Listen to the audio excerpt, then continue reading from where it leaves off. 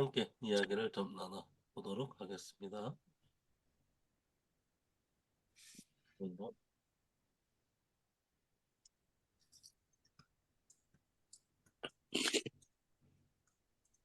네, 어떻게 보면은 포로기에 이스라엘이 포로가 되었다는 것.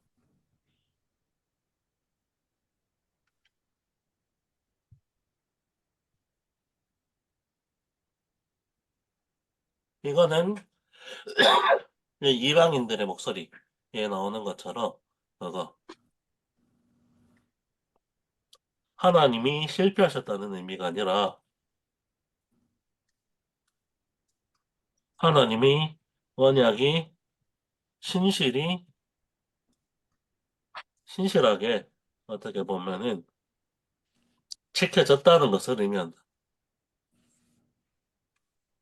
그래서 그 이방인들이 신들처럼 어떻게 보면 그냥 예배만 드리면 그 자기의 어떻게 보면 뜻을 복을 주시는 그런 그거 우리 옛날에 그런 얘기가 한 적이 있었는데 대학 시절에 영심에 나오는 달림의 하나님이 아니라는 사실이 그 내 심판의 사실을 통해서 확인된다 하는 것들을 이야기를 하고 그렇지만 하나님이 언약의 그 신실하심 그래서 어떻게 보면은 그 언젠가는 하나님이 모든 땅을 통치하시고 그래서 새로운 회복이 일어난다라는 것들을 예견하는 것이다.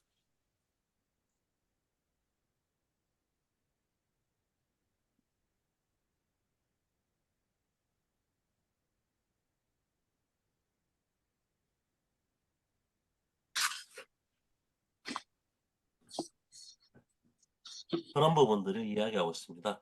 그러면서 다만 그거 이 하나님의 구원과 새로운 회복의 때는 언젠가는 일어나는데 지금 시점에서는 나타나지 않아서 또 다른 시편이나 이런 부분에 어느 때 일어나는 것입니까라는 절규가 존재한다.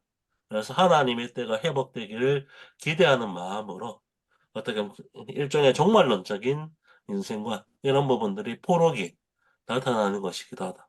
그 때를 기다립니다. 이런 부분들이 조금 나오고 있습니다.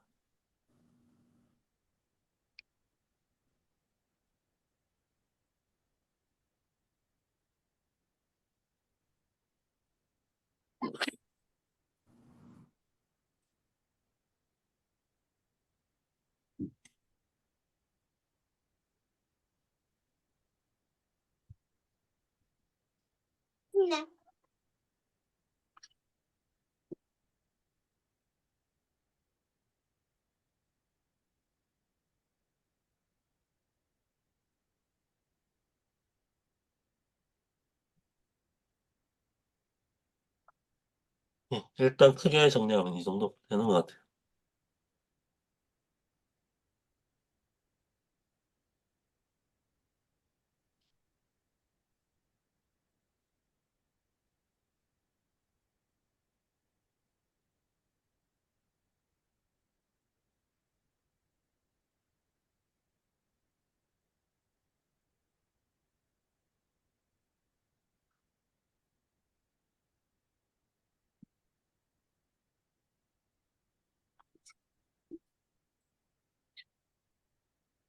그래서 이거 특히 대언서라고 얘기되어 있네. 이사야 말고 예레미야와 에스겔, 다니엘 이 부분들을 귀환이라는 의미에서 크게 해석을 하고 있고 그리고 또 말라기에 나오는 부분들까지 예언서에 나오는 부분들을 아주 큰 틀에서 이렇게 좀 해석을 하고 있고 그리고 중간중간에 나온 시편이라든지 이런 부분들 그리고 그거 우리가 정경을 인정하지 않는 마카베오사라든지 이런 부분들에 나온 내용들도 여기 조금 기초해서 해석을 하고 있는 것 같습니다.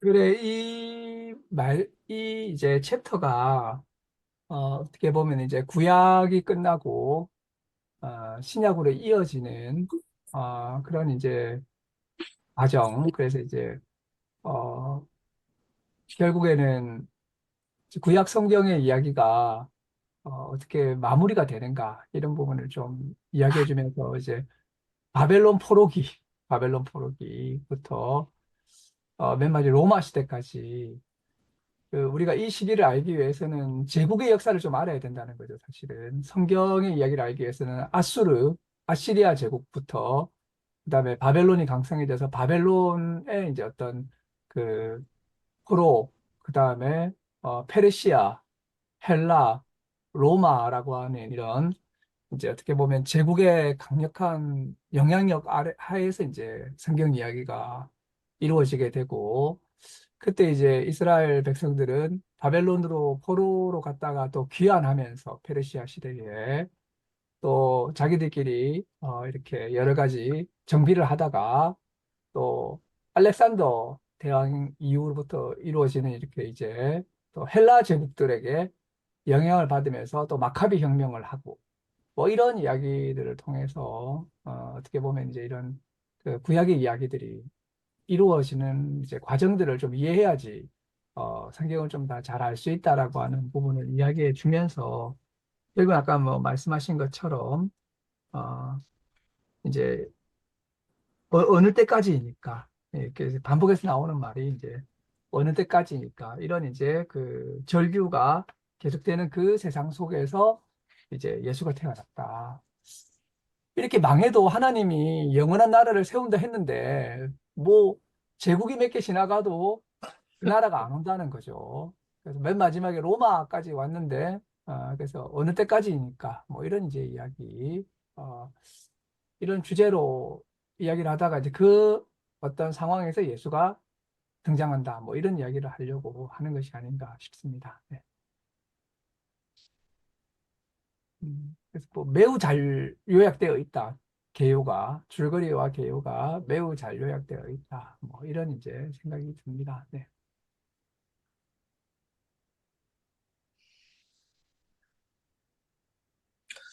유대인들의 입장에서는 아직까지도 그 어느 때까지이니까라고 지금 외치고 있는 거지 않습니까? 그렇죠, 그렇죠.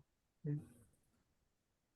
그렇다면 아직까지도 그 언약에 대한 그 내용들이 이제 그 종말을 향해 가고 있는 그 시점에 시간들은 이제 자기들은 아직 모르는 것이고 지금 일어나는 모든 세계사의 어떤 그 모든 그 사건들이나 이런 부분들은 뭐 그 유대인들 입장에서는 아직도 어디까지 어느 때까지이니까라고 이야기를 하고 지금 로마 제국 때 그 종교를 전체를 갖다가 이제 인정받고 예수 그리스도 탄생 이후에 로마 시대 때 국교까지도 인정을 받고 그다음에 지금은 이제 전 세계로 기독교가 이제 기독교 한 바퀴 돌았습니까? 아직까지도 남은 건가요? 여행이? 아직 그 미개한 사람들한테는 아직 전달이 되지 않았는가요? 거의 다 되고 있죠, 지금 이제. 거의 다 되고 있죠. 네. 안 된 데 음, 거의 없을 거라고 보면 될 것 예. 같습니다. 아마 음, 그거는 그렇게도 볼 수 있을 것 같은데요. 이 하나님의 통치가 새롭게 일어나는 것이 아직 일어나지 않았다. 여전히 제국의 시대이고, 그래서 어떻게 하나님의 나라가 제대로 구성되지 않다라는 그 절규감이 어느 때까지니까라는 목소리로 나오는 것으로 봐야 될 것 같은데, 이스라엘은 혹시나 이렇게 해석할 수도 있을 것 같다는 생각이 들어요. 그게 20세기 초반까지 나치 시대까지 이어졌다가 이스라엘 왕국이 형성된 순간 하나님의 통치가 일어났다라고 생각하지는 않을까. 라는 것도 생각이 되고 좀 더 근본적인 어떻게 보면 이스라엘 지파들은 그 이스라엘 나라도 제국이랑 뭐가 다르냐. 그런 방향에서 아직은 하나님의 통치가 이스라엘 제국을 통해 일어나는 것이 아니다라고 생각하는 좀 더 근본적인 유대인들 같은 경우에는 이런 절교를 여전히 하고 있을 수도 있겠다는 생각도 들죠. 아니, 그거는 그들이 좀, 말하는 어느 때까지의 종말이 끝나고 난 다음에 어떤 현상이 일어난다고 보여지는 거예요? 그래서 나는 그 유대인들이 보는 결론적 관점들은 어떤 그 건가요? 뭐고 유대인들도 예언서 다음에는 이제 묵신문학이 나오게 되거든요. 묵신문학. 묵신문학. 그래 이제 그런 묵신문학에 좀 가까운 것이 다니엘서인데 뭐 거기에는 옛날에 예언서에는 각각 자기 포도나무 아래에서 평안하게 사는 걸로 끝나는 스토리가 있고 또 어떤 때는 뭐 죽은 자도 살아나고 그 다음에 이제 밤하늘의 별과 같이 영원토록 빛난다라고 하는 다니엘서 같은 그런 이제 비전도 있는 것이죠. 그래서 이제 거기에 이제 특히 묵시문학 같은 데로 넘어가게 되면 인자 같은 이런 이제 메시아 인자 이런 인물들이 등장하게 되고 그래서 이제 유대인들 아직도 그런 존재를 기다리는 사람들이 있겠죠. 그러니까 메시아의 자리를 마련해 놓고 식사를 한다든지 뭐 이렇게 파스카 같은 거 할 때 메시아 자리를 만들어 놓고 식사를 한다든지 이렇게 하면서 거기에 있는 이제 메시아와 종말론은 우리 기독교에서 말하는 이제 그리스도란 말이 메시아란 말이지 않습니까? 우리는 예수를 메시아 그리스도라고 고백하지만 기독교에서 말하는 그런 메시아 그리스도 종말론하고 또 다른 것이죠. 그러니까 그래서 이제 우리는 요한계시록이 있지만 거기에는 다른 이제 메시아죠. 다른 메시아론, 다른 종말론이 작동하고 있는 거죠. 그 유대인들 중에서 이제 유대교를 믿는 사람들 안에서는 예 그렇다고 보면 될 것 같습니다. 네. 동일세 그러면은 말씀처럼 그 20세기까지 나치에 의해서 민족은 순환을 당한 거죠. 그러니까 순환을 당하고 이런 일들이 이제 뭐 바벨론 포로에서부터 계속 간헐적으로 계속 있었던 거죠. 그러니까 민족을 말살하려고 하고 뭐 다 죽이려고 하고 이랬던 이제 위기들이 이제 뭐 수천 년 있었던 것이죠. 네. 근데 구약의 의미에서의 종말론으로 생각을 해보면은 그런 네. 것이죠.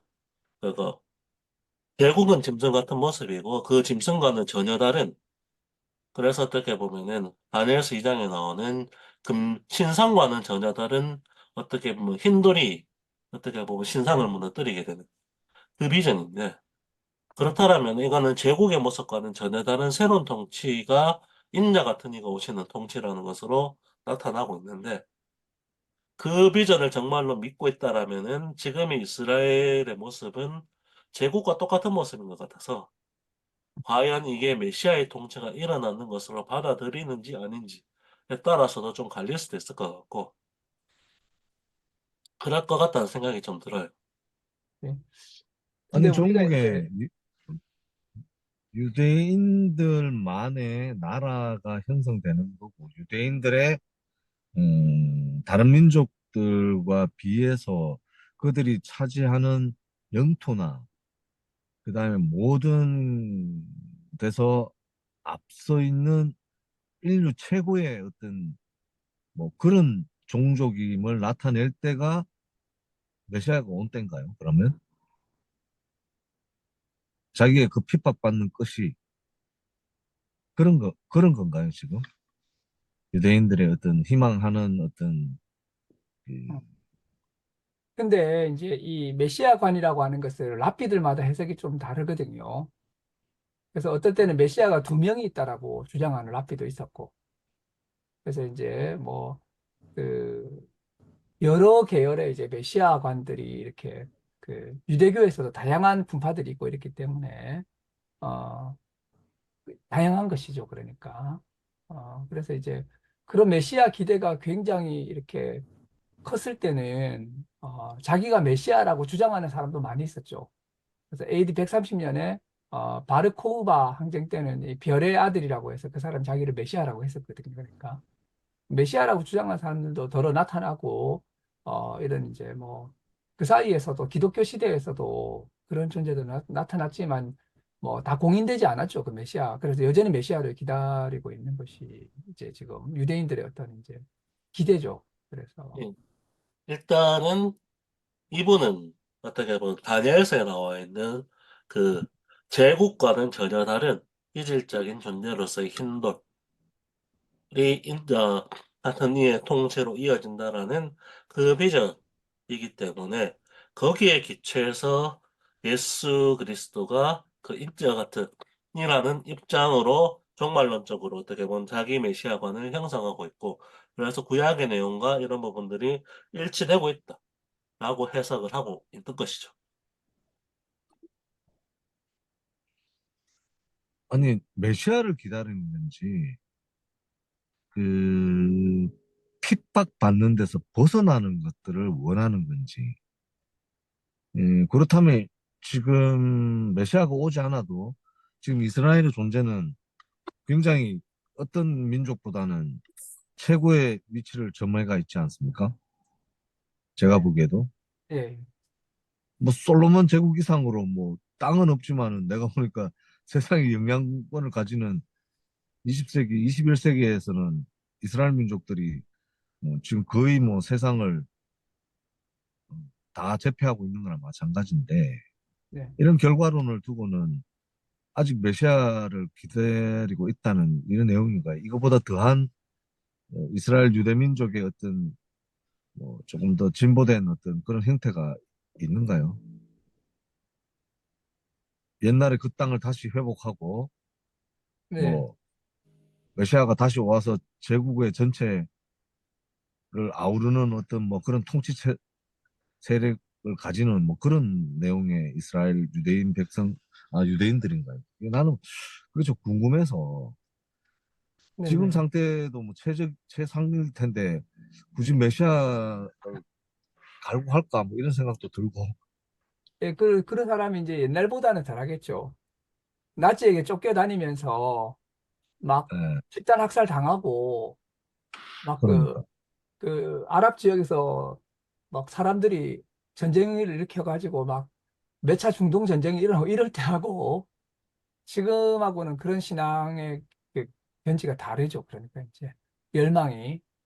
그래서 이제 그런 것들은 아마 또 그런 좀 층위 차이가 있을 겁니다. 그러니까 그런 신앙이 간절할 때는 뭐 다 죽고 막 이렇게 다 밖에 나가고 가스실 끌려가고 막 이럴 때야 메시아가 우리를 안 구해주나 메시아를 간절하게 바라겠지만 뭐 이렇게 만약에 이렇게 세계를 석권하고 제패하고 있다 이럴 때는 또 메시아 신앙도 이렇게 좀 바뀌는 것이죠. 이 메시아란 말은 원래 그 마시아흐라는 말이 기름 부음을 받았다는 거거든요. 기름 부음을 받았다. 그래서 이제 우리가 보면 그 고레스도 메시아라고 불렸어요. 기름 부음 받은 고레스예요. 그러니까. 어, 그래서 이제 이런 뭐 메시아가 어떤 존재인가는 굉장히 이렇게 시대마다 발전되는 어떤 이제 신앙이었던 것이죠. 그래서 그 기름 부음 받은 자에 대한 어떤 신앙이 있었는데 이 기독교는 그 메시아를 예수라고 믿는 종교인 거죠. 그러니까. 근데 그 메시아를 헬라어로 옮기면 그리스도고 그리스도를 한자로 옮기면 기독교고 그러니까 우리는 메시아교인 거예요. 메시아교. 그 메시아가 예수라고 믿는 종교가 이제 기독교인 것이죠.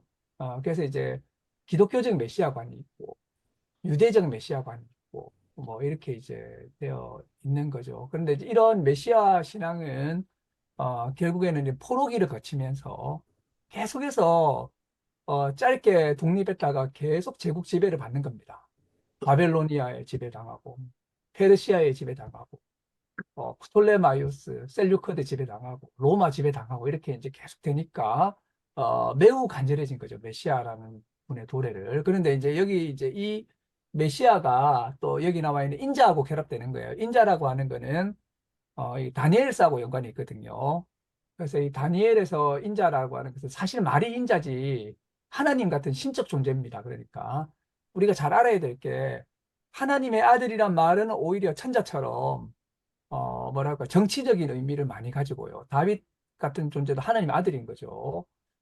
그리고 오히려 인자라는 말은 이게 인간이가, 그래서 뭐 이문열 소설 사람의 아들인 것도 있지만 그 말이 아니고, 인자라는 말이 오히려 신적 존재인 거예요. 그래서 어떤 사람은 거의 뭐, 하나님이 두 분이다, 여기서 벌써. 이미 다니엘서에서부터 이위일체 하나님이 있다고 해서, 여호와 하나님은 좀 나이 드신 하나님이고, 인자 하나님은 젊은 하나님이다.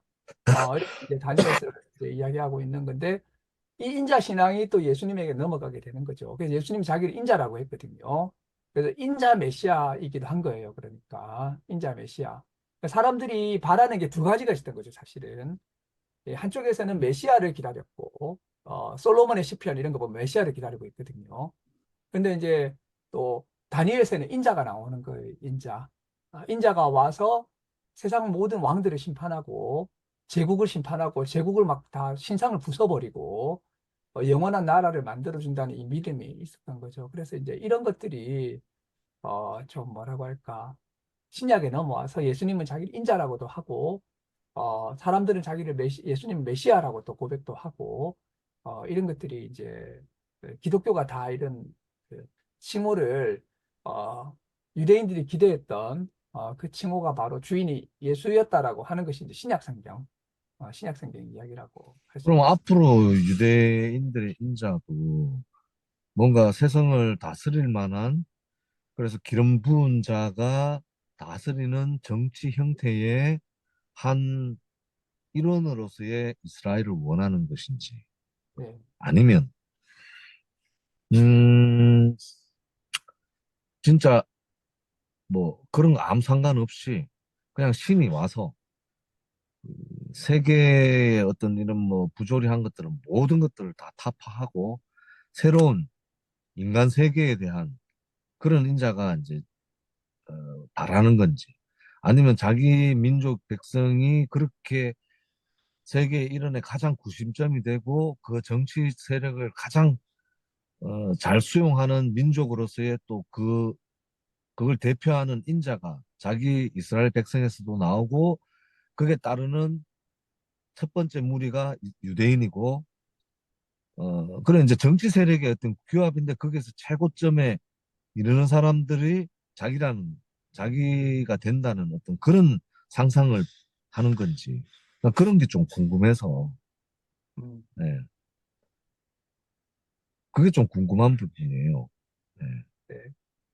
뭐, 또, 동일쌤 혹시 뭐 하실 말씀 있으십니까? 이 주십사의 그래서 말씀. 이건 뭐 결국에는 이 유대인이 또 구약을 어떻게 바라보는가라는 방향과 이분이 어떻게 보면 구약에 나와 있던 이 예언서나 이런 분의 전통을 통해서 이게 신약과 어떻게 이어지고 있는가라고 하는 것들을 바라보는 관점의 차이라는 부분일 건데 결국 그거 유대인들이 또 이걸 또 어떻게 바라보는가라는 부분들을 우리가 잘 알 수 있는 영역에 있어서는 좀 제한이 있을 수밖에 없을 것 같고요. 그리고 그냥 어떻게 보면 짐작만 할 수 있을 뿐이죠. 예.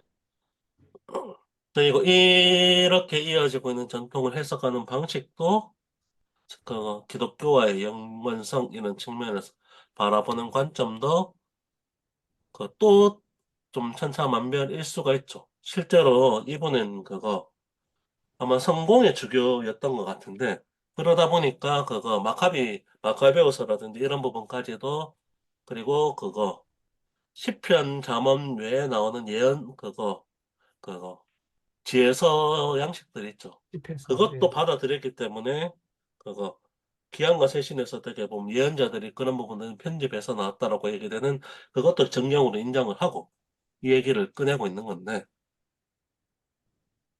네, 그러다 보니까 조금은 그리고 다니엘서를 그 전통적인 교회에서는 포로기 때 이 다니엘서가 만들어졌다고 해석을 하고 있는데 이번엔 또 어떻게 보면 그거 그리스 제국 시대 그래서 어떻게 보면은 그거 보통 전통적인 교회에서는 바벨론 포로기에 로마까지 이어지는 그거 다니엘서 2장에 나오는 신상을 로마까지 이어지는 것들이 예견에서 보여지는 것이다라고 해석을 하는데 이번은 그게 아니라 그리스 시대에 이미 다니엘이 등장을 했고 그래서 과거에 있었던 제국의 역사와 대비되는 의미 자기가 살아왔던 그 제국의 역사에 기초해서 쓰고 있다라고 또 해석을 하고 있는 것이어서 조금은 다를 수 있는 부분들이 있을 것 같긴 같은데요.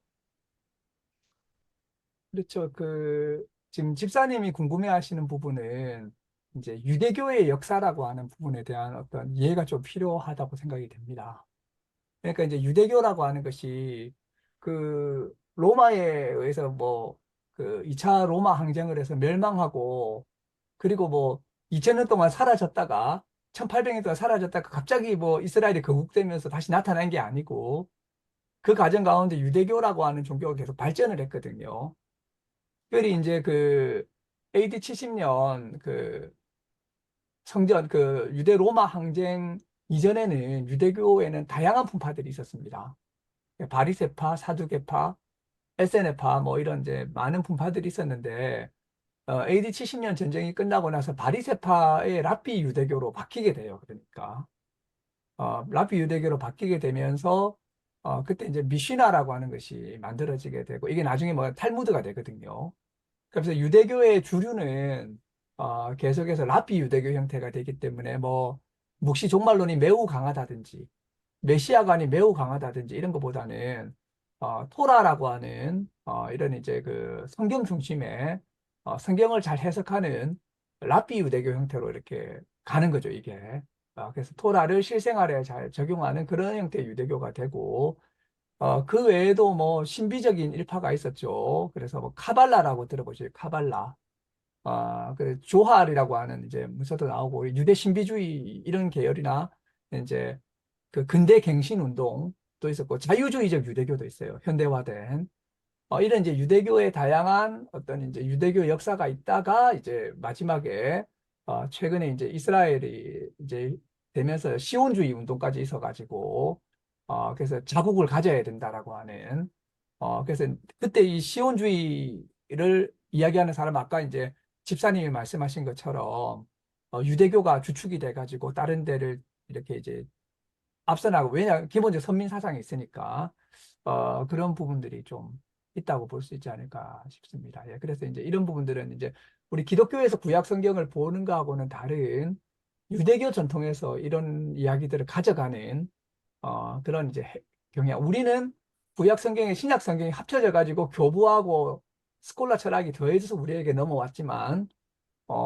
저기는 이 구약 성경만 있는 상태에서 미시나하고 탈무드가 돼가지고 넘어가는 방법이 있기 때문에 이제 신앙이나 계열이 매우 다르다는 거죠. 특히 이제 예수를 인정하지도 않고 거기에서는 이런 부분들이 좀 있다. 이거는 아니, 이제 이제, 예를 들어서, 이제, 그 느헤미야 때 고레스 왕을 통해서 재차 귀환을 하게 되고, 그래서 성을 다시 재건하고, 이스라엘의 피폐한 재건. 그게 어떻게 보면 지금의 미국에서의 이스라엘 유대인 키신저나 이런 사람들이 느부갓네살처럼 행했거든요. 미국의 어떤 그 통치 세력이나 영국이나 이런 선진국들을 해서 지금 이스라엘을 다시 만들었지 않습니까? 네, 그런 지금 거죠. 보면 그때 그 사람들의 역할이에요. 예. 느부갓네살 역할을 키신저가 했고 이게 아직도 고레스 역할을 예. 고레스 역할을 했는 거죠. 보면 네. 그 세계 가장 강대국인 미국을 통해서 다시 시오니즘의 어떤 그걸 완성해서 이스라엘이 들어갔지 않습니까? 예. 이스라엘 창건하고 지금은 또 전쟁을 일으켰는데 어, 뭐 그렇게 죽여가는데도 무참하게 죽여가는데도 미국은 할 말 뭐 하잖아요. 영국도 아무 말 예. 못하고 뭐 그거는 저거가 알아서 해결할 부분이지 우리 그건 아닌다. 이 역사가 아직 계속 이제 진행된단 말이라는 거거든요. 네네. 예, 자기들의 비치는 이제까지 가져온 유대인의 그 전통적인 어떤 사상이 지금의 세계의 어떤 이견과의 충돌 때도 지금 계속 진행되고 있단 말이에요. 그런데 예. 전 세계인들은 그 유대인을 미워하거든. 예. 사실 미워하잖아요. 예. 예. 그렇게 보면 지금 또 이 세계관과 충돌되는 게 맞거든요. 예. 끊임없이. 예. 이제 나는 이제 그런 게 좀 궁금하죠.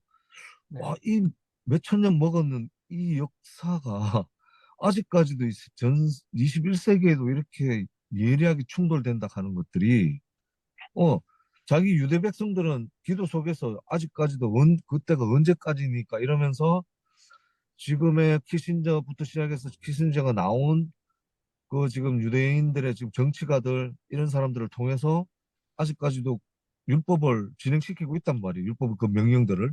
예, 예. 예. 그리고 뭐 후메니 지금 이제 뭐 야탄야후나 뭐 이런 사람들도 네타냐후, 예, 예, 예. 뭐 죽이는 거 그냥 서슴없이 죽여버리잖아. 예, 저것들이 죽음 받았을 때보다 더 처참하게 예. 똑같이. 예. 그럼 도대체 이 뭐지? 이 종교란 그 자체가 가지는 정말 맹목성이라고 해야 되나 뭐라 그래야 됩니까? 그 십자군 근데, 형태도 예, 그렇고 예. 기독교인들이 우리나라 기독교인들도 보면 처음에 왔을 때에 기독교의 가장 진짜 그 희생정신 이런 것들이 다 지나가고 난 다음에 빈 껍질밖에 없을 때에 예, 사회 모습들하고 지금 어디서 우리나라 초기에 기독교가 들어왔을 때 정말 강력한 불붙음이 지금 어느 나라에서 일어나는지는 모르겠는데 지금은 전 세계가 다 껍데기로만 돌아가는 느낌이 맞지 않습니까? 예. 그럼 이게 진짜 진행되는 역사에서 이게 맞나? 예, 기독교든 유대교든 뭐 이슬람교든 이 사람과 뭔가 정치 권력과 합해졌을 때는 뭔가 이게 다르게 간다는 느낌들이 오거든요. 또 내가 주제를 흐트리는 것 같아서 죄송합니다. 예.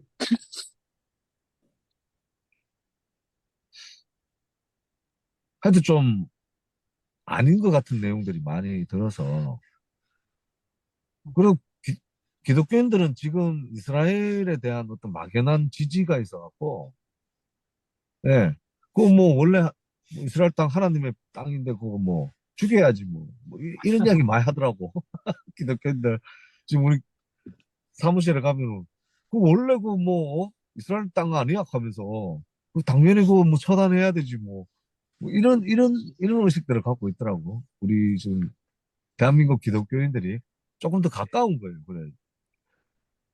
점점 메시아하고 이런 상관이 없는데도 불구하고 이스라엘이라 하는 그 자체의 그 친근성 때문에 네.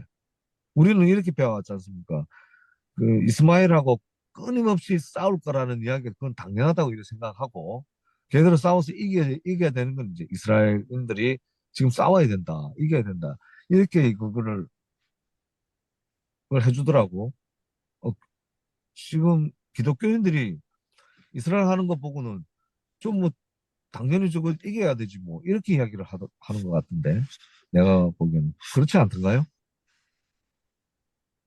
제가 잘못 들었나? 그러면 뭐 그런 분들이 많죠. 예, 그런 분들이 많죠. 예. 서양에도 뭐 그런 분들이 많겠죠. 그러니까. 왜냐면 그렇다고 봐요. 성경이라고 하는 것이 있으니까. 성경이 있으니까. 예. 그래서 이제 사실은 우리가 이런 부분들을 좀 비평적으로 볼 필요도 있을 것 같아요. 예, 그래서, 그렇죠. 그냥 예, 단순하게 어떻게 보면 그렇게 바라보는 것들이 아니라, 예, 그거, 저는 아무리 생각해도 다니엘서에 나와 있는 인자 같은 분이라는 의미를 지금의 이스라엘과 연결시킨다는 것들이 과연 맞는가?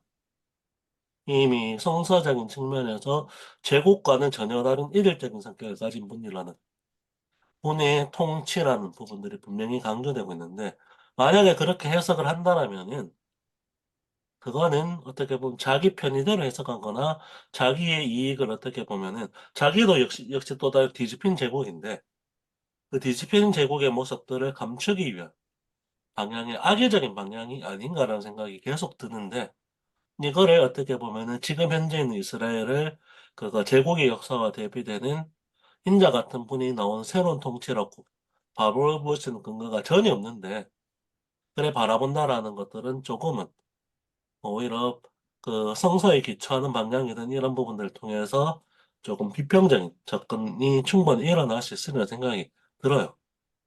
그리고 그랬기 때문에 예수가 그거 어떻게 보면 나의 나라가 지상의 나라와 다르다라는 부분들이 얘기가 되었기 때문에 다니엘서의 인자와 결합을 해서 스스로를 메시아로 규정하는 부분들이 충분히 의미가 있는 방향이 될 수가 있었던 거고. 그렇게 본다면은, 그거, 기독교 국가라는 것들도 제국의 모습을 띄어서는 전혀 절대로 안 되죠. 그런데 대부분의 기독교 국가를 지향한 방향이 여기에 나오고 있는 인dia 같은 나라의 모습은 아니었기 때문에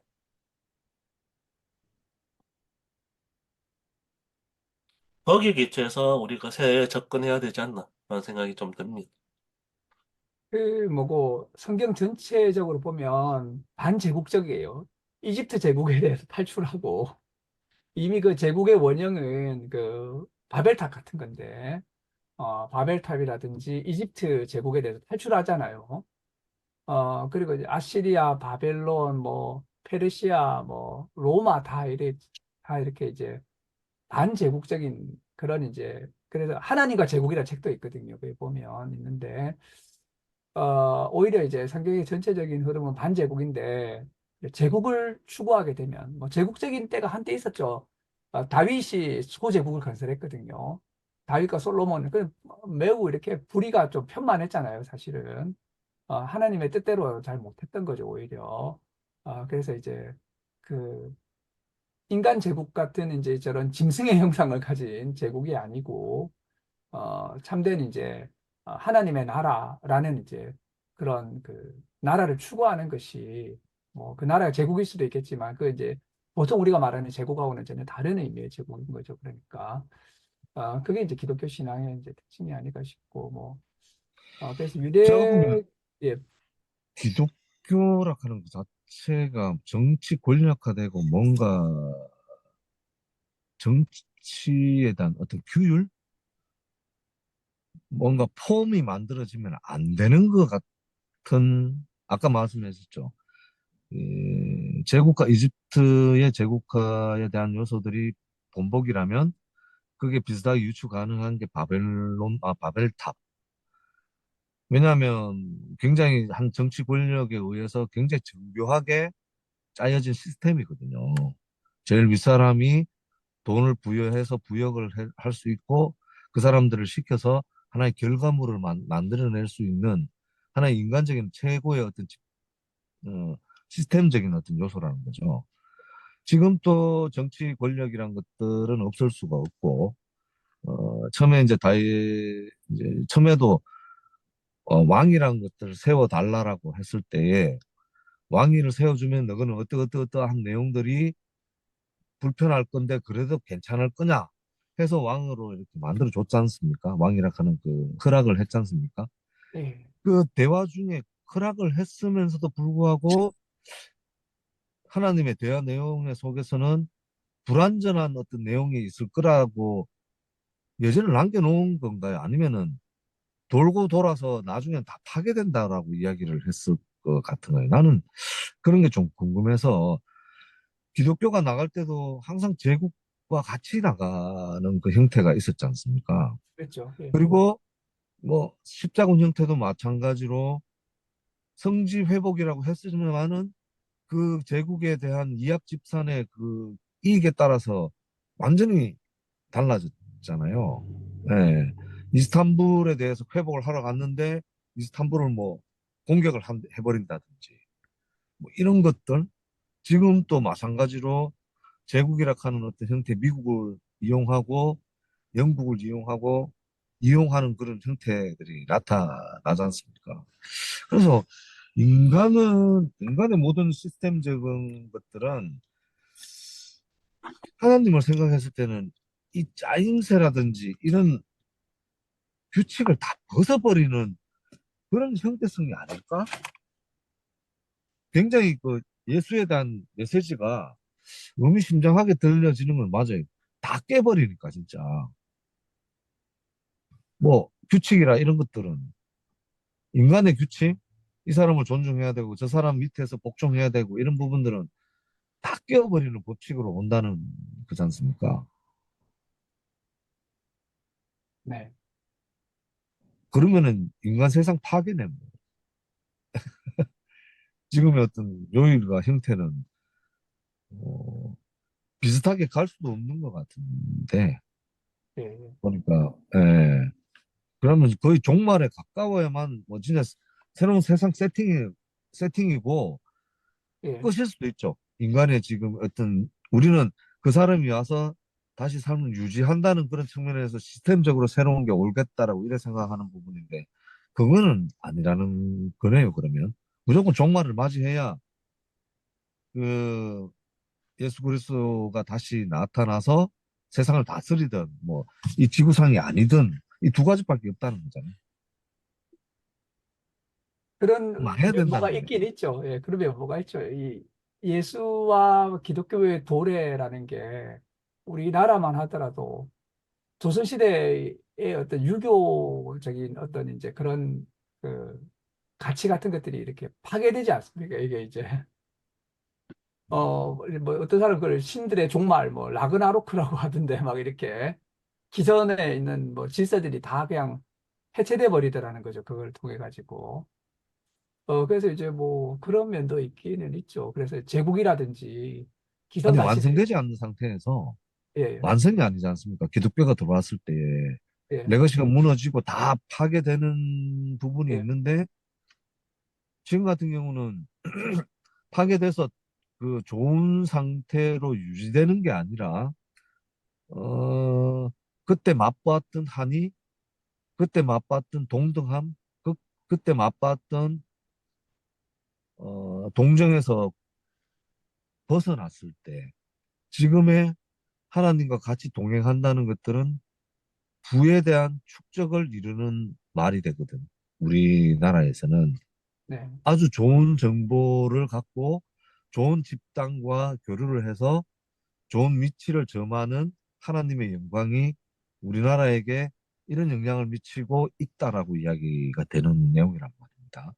그렇다면 유대인들조차도 그런 핍박과 그 세계에 떠돌아다니는 유랑 생활을 끝내고 정치적인 안정감과 전 세계적인 부유와 뭐 이런 것들에 대한 유대인들의 발현이 당연하지 않을까요? 예수님 나타났을 때 왕이라고 이야기했지 않습니까? 새롭게 세팅해줄 왕, 제자들부터 시작해서. 네. 그, 지금도 마찬가지 아닌가? 지금 기독교들, 교인들도 그런 왕이 와서 새로 세팅을 해서 조금 더 자신만의 어떤 기득권들을 더 누릴 수 있는 그런 세상을 기구할 것 같은데 그런 걸 다시 대로 물려주고 나는 대부분 지금 그렇다고 생각을 하는데 그렇지 않는가요? 그래서 이런 말씀을 드릴 수 있을 것 같아요. 처음에 기독교인들이 로마에 한 300년간 박해를 받았지 않습니까? 막 다 죽고. 예. 그러다가 이제 콘스탄티누스 황제가 이제 기독교 로마를 만드니까 그 교회 역사가 유세비우스 주교가 이렇게 이야기하거든요. 야, 옛날에 우리 막 다 막 죽고 순교하고 그러던데 이제는 교회 지도자인 주교가 황제하고 식사도 같이 하고 이제 부와 영광을 다 이렇게 누리고 이제 로마가 기독교가 되면 이제 앞으로 기독교 국가가 되면서 이제 우리의 오랜 꿈이 실현되는 거죠. 그래서 유세비우스가 야, 이게 꿈인지 생신지 모르겠다. 이게 너무 황홀하다. 지금 이렇게 막 이렇게 로마 최고 권력자하고 막 주교가 식사도 하고 막 재산도 다 돌려주고 막 이제는 음, 사람들이 옛날에는 기독교인 걸 다 부인하려고 하다가 이제는 서로 막 개종하고 기독교로 이제 출세하려고 그런데 네. 이제 크로스안이라는 사람은 꿈인지 악몽인지 모르겠다. 이제 그때부터 이제 기독교가 다시 이제 제국의 종교가 돼가지고 제국과 한 몸이 돼가지고 이제 이 부귀 영화를 누리는 종교가 된다는 거죠. 그러니까 네. 기독교는 일단 원래 이제 음, 네, 말씀하십시오. 네. 시간이 조금 많이 예, 흐르긴 예. 했으니까요. 네, 네, 우리가 네. 또 11시 예배로 진행하기로 했으니까 사실 지사님 질문하신 그런 내용들은 우리가 계속 안고 가야 되는 좀 고민이 될 부분인 것 같습니다. 그래서 일단은 여기서 마무리를 하고 잠깐 휴식을 취했다가 한 네. 11시 15분 아니면 예, 10분? 네, 지난번에 한 10분. 5분 조금 많이 좀 짧았죠. 예, 10분 정도 쉬었다가. 그래서 11시 10분에 다시 접속을 해서 예배를 진행을 하면 좋을 것 같습니다. 한쌤은 계속 조용히 계셨는데 혹시나 네, 듣고 있었습니다. 아니 뭐 혹시나 뭐 추가적으로 얘기했나요? 네, 아니요, 없습니다. 네, 그러면 예, 여기서 마무리를 하도록